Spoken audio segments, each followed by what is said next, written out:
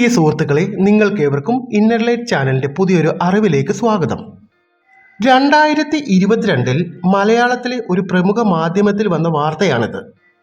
Allopathy മരുന്നുകളുടെ വിൽപ്പനയെക്കുറിച്ച് മാത്രമാണ് ഇതിൽ പറഞ്ഞിരിക്കുന്നത്. ചികിത്സയുടെ മറ്റ് വിഭാഗങ്ങളായ ഹോമിയോ, ആയുർവേദം, നാച്ചുറോപ്പതി തുടങ്ങിയവയും ഹോസ്പിറ്റൽ ചെലവുകളും ഇതെല്ലാം കൂടി കണക്കിലെടുത്താൽ കൊച്ചു കേരളത്തിലെ മലയാളികൾ ഒരു വർഷം ചികിത്സയ്ക്കായി ചെലവാക്കുന്ന തുക 25,000 കോടിയിലധികം വരുന്നുണ്ട്.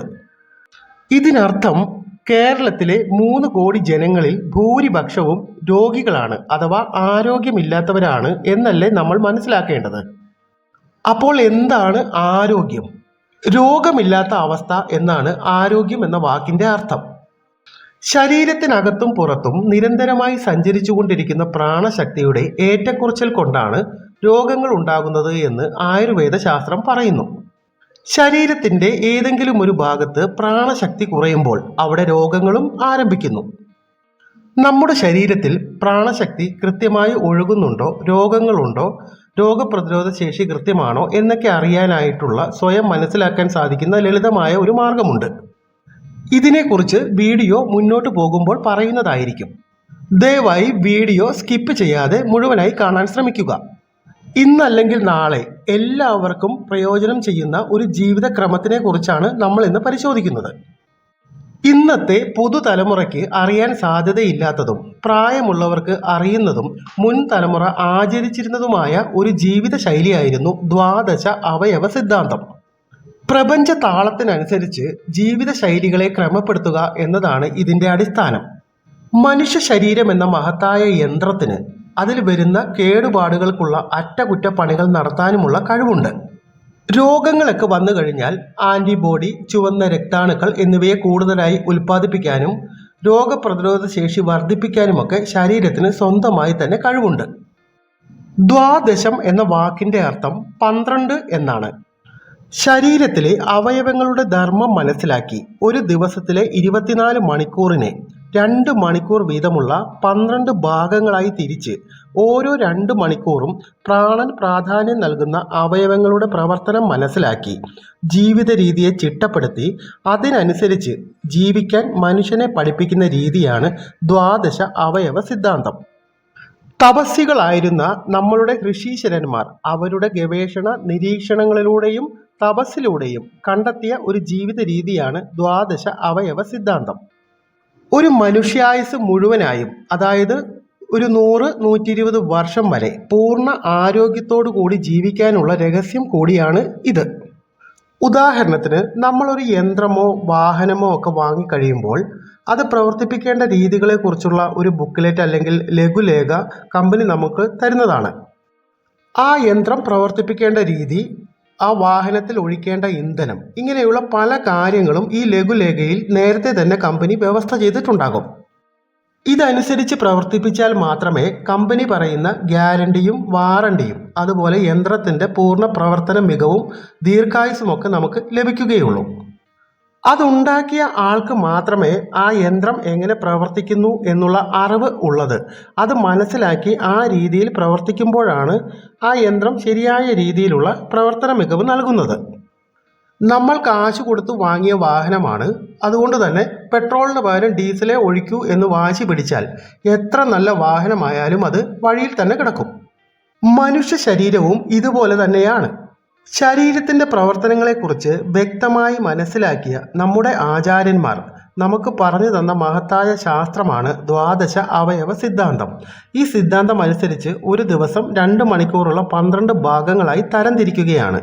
ഓരോ 2 മണിക്കൂറും ശരീരത്തിലെ ഓരോ ധർമ്മങ്ങളാണ് നിർവഹിക്കപ്പെടുന്നത്.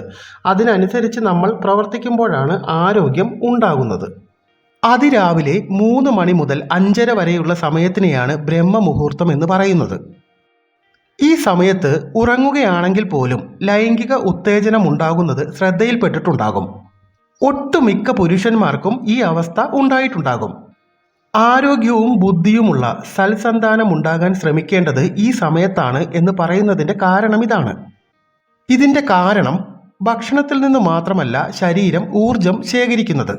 പ്രപഞ്ചത്തിലെ വിവിധ സ്രോതസ്സുകളിൽ നിന്നും പോസിറ്റീവ് എനർജി ശരീരം സ്വീകരിക്കുന്നുണ്ട്.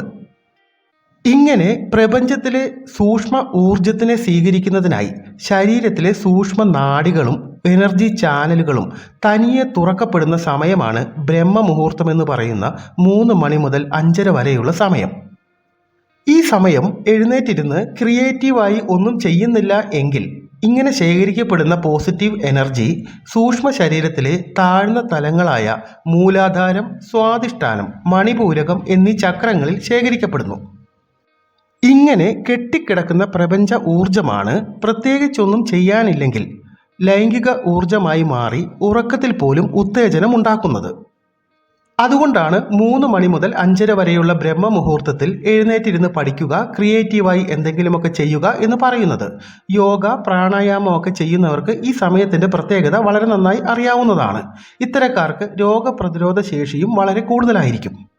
ഗുരുതരമായ രോഗങ്ങളൊക്കെ ഉള്ളവർ ഈ സമയത്ത് എഴുന്നേറ്റ് വെറുതെ ഇരിക്കുന്നത് പോലും അവർക്ക് ഗുണം ചെയ്യുമെന്ന് പറയപ്പെടുന്നു. ദ്വാദശ അവയവ സിദ്ധാന്തം അനുസരിച്ച് പുലർച്ചെ 5 മണി മുതൽ രാവിലെ 7 മണി വരെയുള്ള സമയം ശരീരം ഉപയോഗിക്കുന്നത് ശരീരത്തിലെ മാലിന്യങ്ങളെ പുറത്താക്കാനാണ്. ഇതിൽ ആദ്യത്തെ 1 മണിക്കൂറിനാണ് പ്രാധാന്യം കൽപ്പിച്ചിരിക്കുന്നത്. ഈ സമയത്ത് മാലിന്യങ്ങളെ പുറത്താക്കാനുള്ള പ്രവർത്തനമാണ് ശരീരം നടത്തുന്നത്. ഉദാഹരണത്തിന് ഈ സമയത്ത് മലമൂത്ര വിസർജനം ചെയ്യുകയാണെങ്കിൽ ശരീരത്തിലെ ധർമ്മവും ആ സമയത്ത് തന്നെ നിർവഹിക്കപ്പെടുന്നു. രാവിലെ 7 മണിക്ക് വയറിൽ എന്താണോ ഉള്ളത് അതിൽ നിന്നും ശരീരം ഊർജം സ്വീകരിക്കും. അപ്പോൾ 7 മണിക്ക് മാലിന്യങ്ങൾ ശരീരത്തിൽ നിന്നും പുറത്തു പോയിട്ടില്ലെങ്കിൽ ആ മാലിന്യത്തിൽ നിന്ന് തന്നെയാണ് ശരീരം ഊർജം സ്വീകരിക്കുന്നത്. മാലിന്യത്തിൽ നിന്നും സ്വീകരിക്കുന്ന ഊർജം മലിനമാണ് എന്ന് നമുക്ക് തന്നെ അറിയാം. അത് ആ മാലിന്യത്തെ ഓരോ കോശങ്ങളിൽ എത്തിക്കുകയും ശരീരം മലിനമാകുകയും രോഗാവസ്ഥയിൽ ആവുകയും ചെയ്യും. എന്നാൽ നേരത്തെ തന്നെ മാലിന്യങ്ങളെ മുഴുവൻ പുറത്താക്കി രാവിലെ 7 മണിക്ക് മുമ്പായി 2 ഗ്ലാസ് പച്ചവെള്ളം കുടിച്ചാൽ ശരീരം ആ ശുദ്ധജലത്തിൽ നിന്ന് ഊർജം സ്വീകരിക്കുകയും ചെയ്യും. ശുദ്ധജലത്തിൽ നിന്ന് സ്വീകരിക്കുന്ന ഊർജം പോസിറ്റീവ് എനർജി ആയതിനാൽ കോശങ്ങൾ പോസിറ്റീവ് ആവുകയും നമ്മൾ ആരോഗ്യവാന്മാരായിരിക്കുകയും ചെയ്യും. അതുകൊണ്ട് ദ്വാദശ സിദ്ധാന്തം അനുസരിച്ച് പൂർണ്ണ ആരോഗ്യത്തോടുകൂടി ജീവിക്കണമെന്ന് ആഗ്രഹിക്കുന്നവർ സൂര്യോദയത്തിന് മുൻപ് തന്നെ ശോധനകൾ നടത്തേണ്ടതാണ്. അടുത്തതായി ദ്വാദശ അവയവ സിദ്ധാന്ത പ്രകാരം നമ്മുടെ ശരീരം ഭക്ഷണത്തെ ദഹിപ്പിക്കാൻ ഉപയോഗിക്കുന്ന സമയം രാവിലെ 10 മണി മുതൽ 12 മണി വരെയുള്ള സമയമാണ്. ഇതിൽ ആദ്യത്തെ 1 മണിക്കൂറിനാണ് പ്രാധാന്യം. അതുകൊണ്ട് പണ്ട് കാലം മുതൽക്ക് തന്നെ നമ്മളോട് പ്രധാന ഭക്ഷണം കഴിക്കാൻ നിർദ്ദേശിച്ചിരുന്നത് രാവിലെ 10 മണിക്കും 11 മണിക്കും ഇടയിലായിരുന്നു. ഇന്നും ഭാരതത്തിലെ ഗുരുകുലങ്ങളിലും ആശ്രമങ്ങളിലും പ്രത്യേകിച്ച് ഉത്തരേന്ത്യയിലെ പല ഗ്രാമങ്ങളിലും ജനങ്ങൾ പ്രധാന ഭക്ഷണം കഴിക്കുന്നത് 10 മണിക്ക് തന്നെയാണ്. രാവിലെ 7 മണിക്ക് ലഘുഭക്ഷണവും 10:30 മണിക്ക് ഉച്ചഭക്ഷണവും കഴിക്കുന്ന പാരമ്പര്യം നമ്മുടെ നാട്ടിലും നിലനിന്നിരുന്നു. ഇപ്പോഴും നമ്മളുടെ ക്ഷേത്രങ്ങളിലൊക്കെ ഉഷപൂജ 7 മണിക്കും ഉച്ചപൂജ 10:30 മണിക്ക് മുമ്പായുമാണ് നടക്കുന്നത് എന്ന് ശ്രദ്ധിച്ചിട്ടുണ്ടാവുമല്ലോ. അതുപോലെ നമ്മുടെ നാട്ടിലെ കർഷകരും രാവിലെ 7 മണിക്ക് ലഘുഭക്ഷണം, 11 മണിക്ക് കഞ്ഞിയും ചക്കപ്പുഴുക്കും പോലുള്ള പ്രധാന ഭക്ഷണവും കഴിച്ചിരുന്നത് പലർക്കും ഓർമ്മയിലുണ്ടാകും. ദ്വാദശ അവയവ സിദ്ധാന്തം അനുസരിച്ച് 2 നേരം ഭക്ഷണം കഴിച്ച് ശരീരത്തിനെ ക്രമപ്പെടുത്താനാണ് പറഞ്ഞിട്ടുള്ളത്. അത് രാവിലെ 10 മണിക്കും വൈകിട്ട് സൂര്യാസ്തമയത്തിന് മുൻപുമായി. ഓരോരുത്തരും ചെയ്യുന്ന ജോലിക്കും ജീവിത രീതിക്കും അനുസരിച്ച് ഭക്ഷണക്രമത്തിലും സമയത്തിലും വൈദ്യന്മാർ മാറ്റം വരുത്താറുണ്ടായിരുന്നു. രാവിലെ 7 മണിക്ക് മുൻപായി ശരീരത്തിന് മാലിന്യങ്ങളെ പുറത്താക്കണമെങ്കിൽ അതിന് 10 മണിക്കൂർ മുൻപെങ്കിലും ഭക്ഷണം കഴിക്കുന്നത് നിർത്തേണ്ടതുണ്ട്. അതായത് രാത്രി 7 മണിക്ക് മുൻപായി തന്നെ ഭക്ഷണം കഴിച്ച് അവസാനിപ്പിക്കേണ്ടതാണ്. രാത്രി കാലങ്ങളിൽ കണ്ണു കാണാത്ത ജീവികൾ രാത്രി ഭക്ഷണം കഴിക്കുന്നവരല്ല എന്നുള്ളതാണ് പ്രകൃതി നിയമം. രാത്രി 7 മണിക്കെങ്കിലും ഭക്ഷണം കഴിച്ച് അവസാനിപ്പിച്ച് 9 മണിയോടുകൂടി കിടന്നുറങ്ങി രാവിലെ 4 മണിക്ക് എഴുന്നേൽക്കാൻ കഴിഞ്ഞാൽ ശരീരത്തിന് വേണ്ടത്ര വിശ്രമം ലഭിക്കുകയും ശരീരത്തിലെ അറ്റകുറ്റപ്പണികൾ നടത്താൻ പ്രാണന് സമയം ലഭിക്കുകയും ചെയ്യും. അതുപോലെ വളരെ പ്രധാനപ്പെട്ട ഒരു കാര്യമാണ് നമ്മുടെ കരളിൻ്റെ പ്രവർത്തനം. കരൾ മുഴുവൻ സമയവും പ്രവർത്തിക്കുന്നുണ്ടെങ്കിലും പ്രാണൻ കരളിൻ്റെ പ്രവർത്തനത്തിന് വേണ്ടി സമയം കൂടുതൽ ചിലവാക്കുന്നത് പുലർച്ചെ 1 മണി മുതൽ 3 മണി വരെയുള്ള സമയമാണ്. ആ സമയം ശരീരത്തിന് പൂർണ്ണമായും വിശ്രമം ലഭിക്കേണ്ടതുണ്ട്. നിങ്ങളുടെ ശരീരം ആ സമയത്ത് പൂർണ്ണമായും ഉറക്കത്തിലേക്ക് വഴുതി വീഴുന്നത് ശ്രദ്ധിച്ചിരിക്കുമല്ലോ. പലപ്പോഴും ഉറങ്ങിപ്പോയി വാഹനാപകടമൊക്കെ ഉണ്ടാകുന്നത് ഈ സമയങ്ങളിലാണ് എന്നത് ശ്രദ്ധിക്കുക.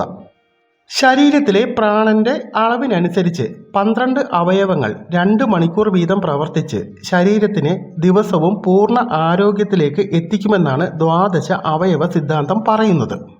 പരമ്പരാഗത സിദ്ധ വൈദ്യന്മാർ, ഗവ്യസിദ്ധന്മാർ എന്നറിയപ്പെടുന്ന വൈദ്യശാഖയിലെ വൈദ്യന്മാരുമൊക്കെ ഏത് അസുഖത്തിനും ചെയ്യുന്നത് ദ്വാദശ അവയവ സിദ്ധാന്തത്തിലേക്ക് വ്യക്തിയെ കൊണ്ടുവരിക എന്നുള്ളതാണ്.